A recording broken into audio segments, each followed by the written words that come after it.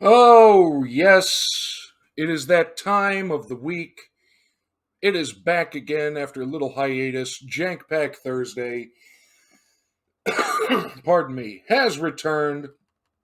The wheel is still full of stuff, and I've been thinking about what to do because we've been slabbing up the Hall of Famers. But what happens if we get some sports? So I have a plan in motion. We shuffled the crap out of it. So we're going to go and see just if we get any sports.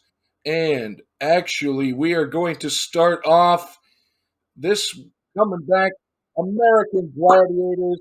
And I'll tell you, I am super excited about this one. We're going to have us a little talk about American Gladiators in the show. So stay tuned. I know there's no gum, which makes me extra excited. Unfortunately for you guys, either way, American Gladiators is coming right up. Yay, the Boxo Jank with no gum. Yay, that makes me happy. Thank God, especially not that gum. That's the one I called as the Doom gum. But we have, I know it's a yellow pack. Nope. Is it this one? Yes. Yes, yes, yes. American Gladiators. It's time for some American Gladiators. And let's see, what year is this from? Let us see. 1991. Oh, and this was the Good American Gladiators, hosted by Pro Football Hall of Famer Larry Zonka, and I think pretty good college football player. I think College Football Hall of Famer, and underappreciated NFL player Mike Adamle, whose health is not very good, but hopefully he's doing all right. But it was a show that everybody watched back in the day. I like the pack, and I'm going to save the pack. There we go. And I feel I'm in a jolly mood today because, like I said, there is no gum to be had. I'm going to move this up a little closer, and we're going to get in and start seeing if there's any names I remember. Yep. And here's our sticker. It was 8 cards and a sticker. So our sticker is, not to quote that movie, Laser. And I remember, and I guess there's a puzzle back, that if there was anything that was more America than American Gladiators back in the 90s, I would not be able to tell you what it is. We got Zapped. In Powerball, contenders compete in pairs against defensive squads of 3 gladiators. The challengers must avoid the fierce grasp and jarring blocks of Zap, Nitro, and the other gladiators, and stuff volleyballs into the container pods on either end of the field. I do remember that one. I mean, credit where credit is due, man. They were hitting each other, man. They absolutely were. We got, oh Lord, Rolling Thunder. I mean, could this be any more Running Man? This powerful gladiator being Thunder there, comes from a strong sports background that includes football, lacrosse, swimming, and karate. In addition to his work with the Gladiators, Thunder is an executive with a California-based sports nutrition company helping to design special diet programs for top pro bodybuilders and athletes. I'll give him that. The man was in shape, and I wonder if he's still there. I wonder what happened to a lot of these American Gladiators, to be honest. Turbo Cowboy, and now looking at some of these cards, I'm wondering if they do TTMs, and we're going to find out. Turbo is known as a true power lifter, someone who pumps for maximum weight as opposed to focusing on body shaping. So that's more the world's strongest man type. He also has a love of high-powered sports cars, although from the looks of this pose, he's looking for a wild horse to rope in. Gonna leave that alone, but Turbo Cowboy is now leading the discussion for the Hall of Fame in innuendos. Gemini bites the dust. Oh, this was what was the name of that big event with the tennis ball cannon? The Eliminator? We're gonna find out. In American Gladiators, anything is possible, but it's still a shock when a blast of smoke goes off announcing a score. Assault. Here, the look of amazement crosses the visage of Gemini, I almost said Gemini, when he is suddenly beaten by a bullseye from a contender in Assault. And that's the one where you have to, I think, actually, you had different ways to get it. I think you had like the Nerf rocket launcher to get the target, and then finally relied on tennis balls if you got close enough.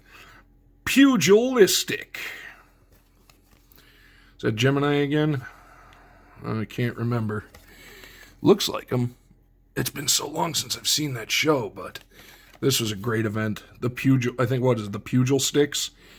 Like all weapons used on American Gladiators, the 7-foot-tall pugil stick or sticks are specially made just for the show. Well, I would hope. Technicians are on hand during all events in case weapons or other equipment need attention or replacement, so that events can proceed smoothly. Saying nothing... Oh, yeah, it is Gemini right there. It's on his belt. Saying nothing about the fact what happens if somebody gets hurt, but it was the 90s. Nobody cared. Plus, Larry Zonka was there, and he wouldn't have taken that. Breaking the ice. The old... just forgot the name of the game. Powerball. Ice is formidable strength, flexibility... reflexes blended with physical. Physical condition and cat-like reflexes usually spell trouble for a challenger trying to score in Powerball. Ice admits, I like Powerball best because I really love to tackle people.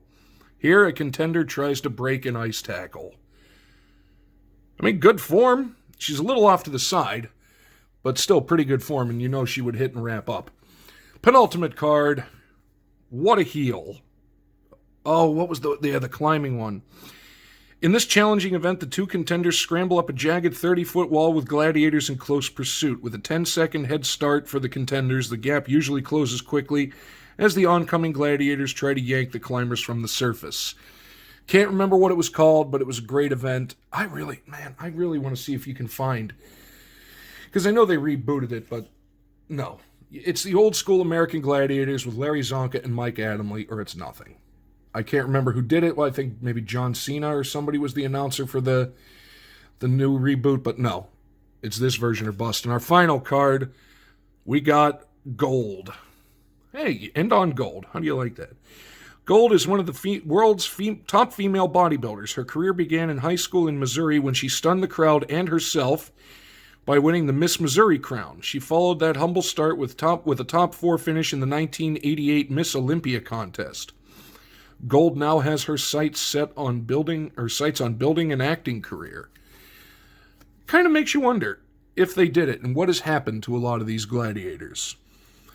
Either way, this was a fun walk down memory lane. Why she's holding a soccer ball, I could not tell you, but American Gladiators, what a fun show it was. What a great time to be watching television in America in the 90s when ridiculous stuff like this was going on. But let me know down below what you think your favorite was for slabbing purposes. There is some good ones, although, like I say, Turbo Cowboy, just for the Innuendo Hall of Fame, pardon me, might be the top contender. And I'm actually going to look into seeing where some of these, the people on American Gladiators ended up and maybe try to get some TTM action. So that's going to do it for this week. Jankpack Thursday has spared me. Thank you to the gum gods, have spared me this week. But that just means something more than likely horrific is going to happen next week. But until then, hope everybody has a good rest of the week. We will see you later.